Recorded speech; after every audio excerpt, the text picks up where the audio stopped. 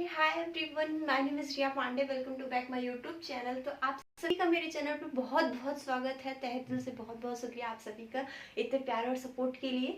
तो आज के जैसे कि आप जानते हो कि प्रीवियस वीडियो में मैंने रिलेशन क्या होता है और रिलेशन के टाइप में हमने कि हमें रिफ्लेक्सिव, ट्रांजिटिव एंड ट्रांजिटिव को कैसे किस तरीके से पहचानना है और इक्विवेलेंट रिलेशन क्या होता है, इन तीनों चीज़ों को हमने पहचानना सीख लिया था। तो उसी बेस्ड पर आज हम गर्मा गर्म क्वेश्चन को कुछ सॉल्व करने वाले हैं। तो आप सभी वीडियो में बने रहिए, बहुत ही इंटरेस्टिंग तरीके से बताने वाली हूँ। तो आपको वीडियो कैसा लगेगा, जैसा भी लगे आप कमेंट करके हमें ज़रूर बताएं। तो आइए वीडियो को स्टार्ट करते हैं। जैसे कि आप हमें क्या करना है इस वीडियो में, इस क्वेश्चन में हमें क्या है कि हमें ये बताना है कि कोई हमारे पास रिलेशन है, वो रिफ्लेक्सिव है, सिमेट्रिक है या ट्रांजिटिव है। तो आइए वीडियो क्वेश्चन को हम सॉल्व करते हैं इस वीडियो में।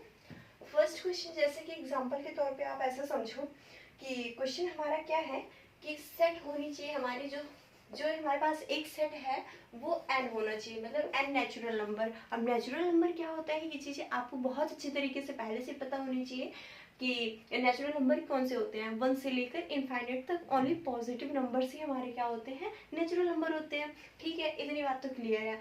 बाकी इसमें कह रहा है रिलेशन जो होना चाहिए, क्या रिलेशन जो होना चाहिए x, y सच दैट, इस तरीके से होना चाहिए। रिलेशन जो r होने चाहिए वो x, y सच दैट इस तरीके से होना चाहिए कि y is equal to x plus 5 होने चाहिए, where x is less than और इक्वल टू 4 होने चाहिए। ठीक है, तो हमें क्या करना है, सबसे पहले हमें रिलेशन लिखना पड़ेगा।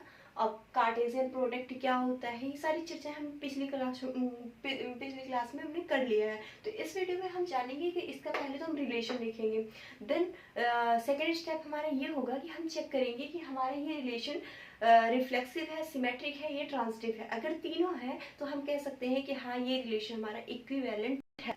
ओके, स्टार्ट करें, आपकी इजाजत हो तो आइए स्टार्ट करते हैं। तो जैसे कि नेचुरल नंबर आप जानते हो, मान लीजिए एक सेट है कैपिटल ई। नेचुरल नंबर क्या होते हैं, 1 2 3 4 and dot dot dot dot infinite तक ओनली पॉजिटिव नंबर को ही हम कहते हैं।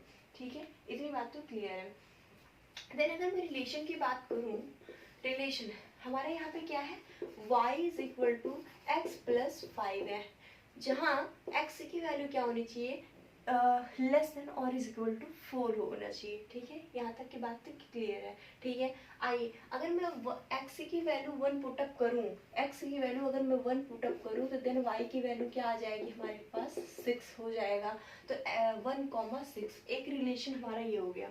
देन अगर मैं यहीं पे x की जगह पे मैं 2 पुटअप कर दूं, हमें 4 तक जाना है तो x की जगह देन हम 2 पुटअप करेंगे, 2 plus 5 equal to 7।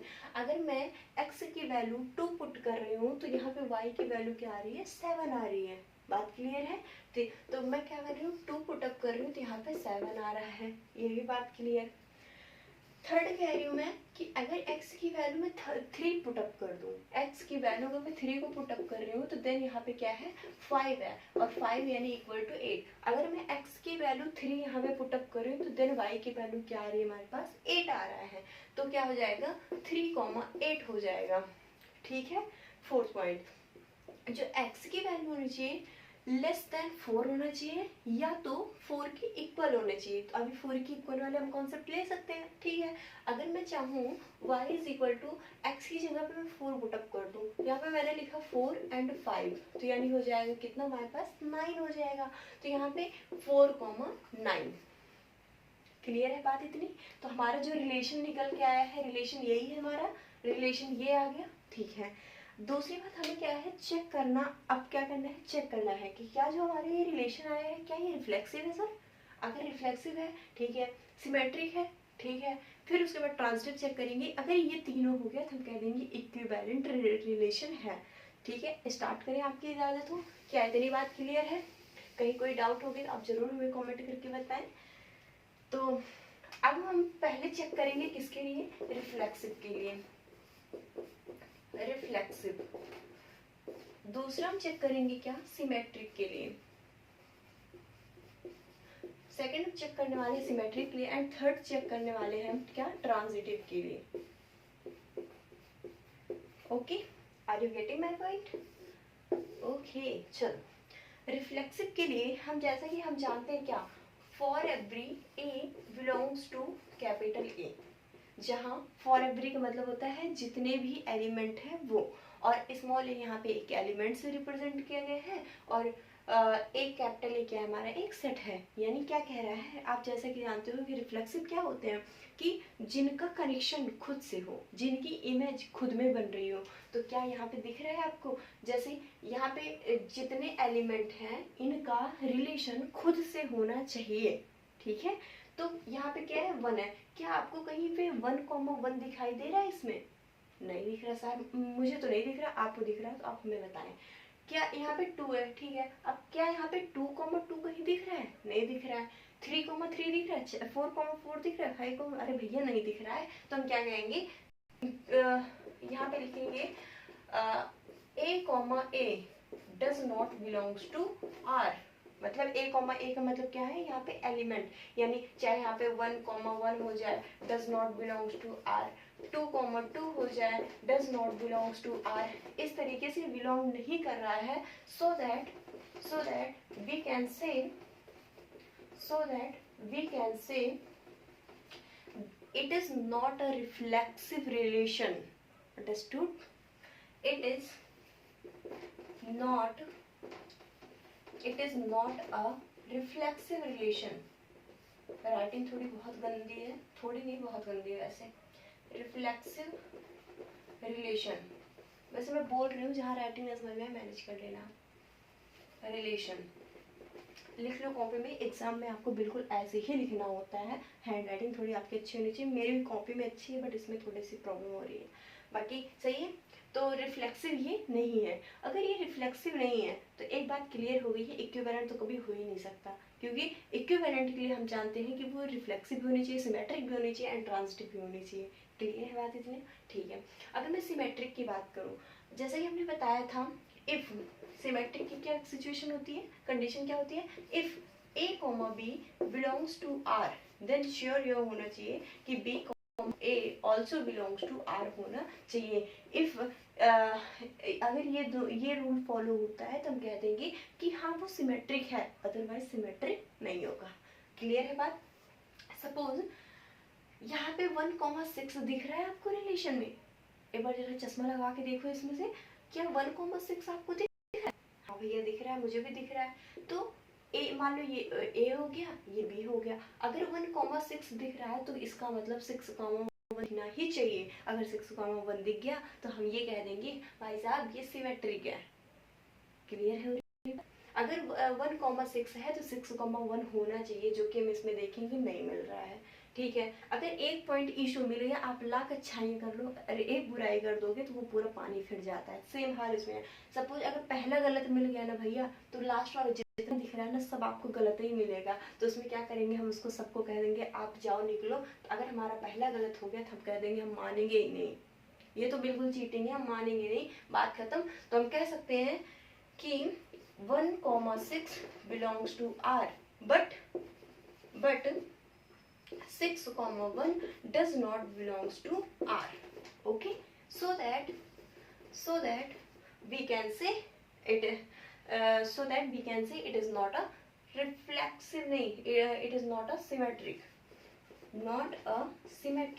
relation. Symmetric relation. Got it? Understand? Okay, तो ये आप नोट करते रहो कॉपी में। क्लियर है इतनी बात? आगे बात समझ में? ठीक है। थर्ड पॉइंट हम कहते हैं क्या, जैसे कि आप जानते हो थर्ड पॉइंट हमने एग्जांपल के तौर पे एक बात ये बताई थी, क्या मान लो ABC मतलब 3 दोस्त हैं, पहला वाला दूसरे वाले का दोस्त है, दूसरा वाला मेरा दोस्त है, आप उनका दोस्त है। ठीक है, तो क्या मैं और वो थर्ड पर्सन हम दोनों एक दूसरे के दोस्त नहीं होंगे? ऑब्वियसली होंगे। अगर ऐसी कंडीशन है तो हम कह देंगे ट्रांजिटिव है। और ट्रांजिटिव को पहचानने में बहुत प्रॉब्लम होती है, सब लोग बहुत कंफ्यूज रहते हैं, जो कि हमने 3 केसेस आपको बता रखे हैं, जो कि आप पिछले वाले वीडियो में जाके देख सकते हो। ये प्लेलिस्ट एक प्लेलिस्ट बन रही है जिसमें आप जाके देख सकते हो। क्लियर है इतनी बात? ठीक है सर, आइए स्टार्ट करते हैं। हम जानते हैं कि कंडीशन इसमें क्या होनी चाहिए, if A comma B belongs to R and B comma C belongs to R, then क्या होना चाहिए, then A comma C belongs to R होना चाहिए। अगर ऐसा है तो हम कह देंगे कि हमारा रिफ्लेक्सिव है। ओके ठीक है। ये तो हमारी पहली वाली थी। आइए चेक करते हैं। ए कॉमा बी, कहीं बी कॉमा सी दिख रहा है? नहीं दिख रहा। ए कॉमा बी, कहीं बी कॉमा सी दिख रहा है? नहीं दिख रहा। ए कॉमा बी, कहीं बी कॉमा, यानी 3,8। अब 8 से स्टार्ट होने वाला कहीं दिख रहा है? नहीं दिख रहा। 2,7, 7 से स्टार्ट होने वाला कहीं दिख रहा है? नहीं दिख रहा। जिसका मतलब ये वाली सिचुएशन को ये नहीं मान रहा है। चलो दूसरी बात ये कहता है कि ये does not belong to R. इसमें ये है कि जब कभी ए और बी बिलोंग्स टू आर हो, ये मैंने कल की वीडियो में बता रखी है, आप एक बार जाके प्लीज दोबारा से चेक करो।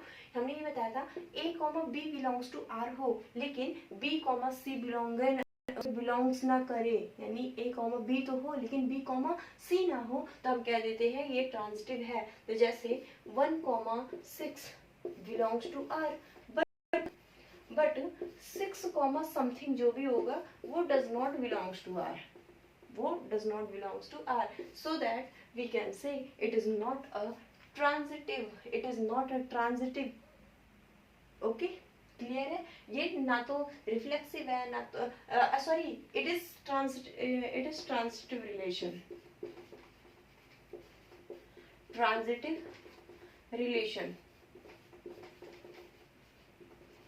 ओके क्लियर हो गया क्वेश्चन? तो ये ना तो क्या कहते हैं रिफ्लेक्सिव है ना ही सिमेट्रिक है, बट ये ट्रांजिटिव है। क्लियर हो गया बात? नोट डाउन कर लो आप।